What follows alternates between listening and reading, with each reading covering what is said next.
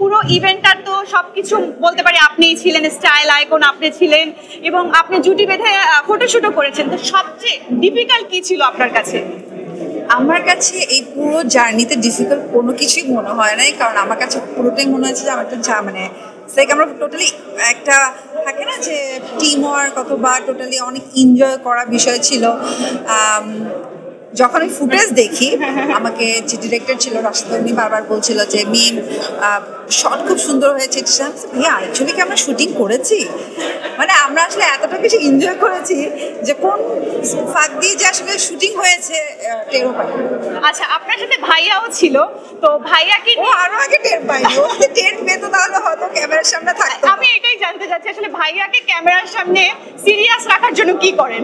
না, কোনো কিছু না, আসলে আমাদের এই বার্জারি ফুল টিম এবং যারা কন্টেস্ট হিসেবে আছে সবাই এত ফ্রেন্ডলি ছিল যে আমাদের টোটাল জার্নির যাওয়ার পর ওখানে যখন সবার সাথে আমাদের গেট টুগেদার হয়, আড্ডা হয়, কিছুক্ষণের মধ্যে না সবাই মানে খুবই ফ্রেন্ডলি একটা সম্পর্ক হয়ে যায় সবার সাথে।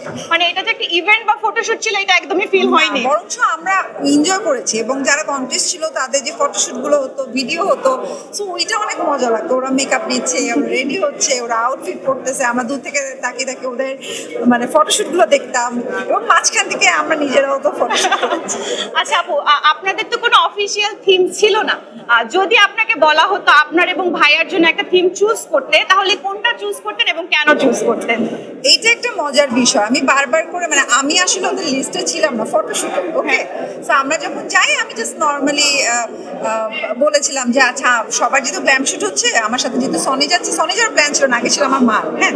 পরে যেহেতু সনি হলো আমি বললাম যে আচ্ছা আমি যদি সুযোগ হয় কোনো একটা সময় আমি হয়তো আমি আর সনি একটা এমনি একটা ছবি, কয়েকটা ছবি দরকার, নট লাইক গ্ল্যাম শুট ওইটা।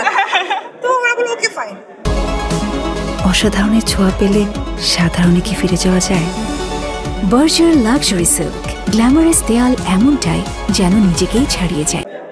যার কারণে আমি কিন্তু প্রপারলি ওই আউটফিট মানে চিন্তা করে নিয়ে কোনো গাউন টাউন বানায় নিয়ে যাইনি। আমি জাস্ট নর্মালি ওইখানে পরার জন্য যে এরকম আউটফিট ছিল সেটা দিয়েই আমার শ্যুট হয়েছে, হ্যাঁ। এবার শ্যুট হওয়ার পরও ওরা যখন প্রপার ফুটেজ আমাকে দেখায়, আচ্ছা তুমি আমার আগে থেকে বলতাম, আমি পুরো প্ল্যান করে ড্রেস বানায় নিয়ে আসতাম, আমার হাজব্যান্ডেরটাও ম্যাচিং করে নিয়ে আসতাম। এইটা কেমন কথা, মানে কি এই আনপ্ল্যানই ভালো? হ্যাঁ, ওইটা একদম রিয়েলিস্টিক হয়েছিল। তারপর আপনার 5টা থিমের মধ্যে সবচেয়ে পছন্দের থিম কোনটা ছিল? আমাদের মানে 5 জনেরটা আসলে 500 সবগুলোই অনেক সুন্দর হয়েছে। 5টা থিম না, অ্যাকচুয়ালি 5টা মানে ফটোশুট ছিল। হ্যাঁ, ফটোশুটে তো থিম ছিল 5টা। হ্যাঁ 5টা, বাট 5টা না কোনোটা মানে মিল না। দেখবা যে তুমি ছবিগুলো দেখলে দেখবা যে এক একটা এক এক রকমের ছিল। এবং আমার কাছে যদি বলি টাইম কোনটা পেলে, যে সানসেটের সময় কিছু শুট ছিল, সবার ওগুলো অসাধারণ। আচ্ছা, এই 5 জনকে যে নির্বাচন করেছেন আমরা জানতে পেরেছি যে অনেকে রেজিস্ট্রেশন করেছে। এই 5 জনের মধ্যে কি এমন দেখলেন যে আপনি মনে হলো যে না এদেরকে নিয়ে আসলে আমাদের ইভেন্টটা করা উচিত বা এই 5 জনকে সুযোগটা দেওয়া উচিত?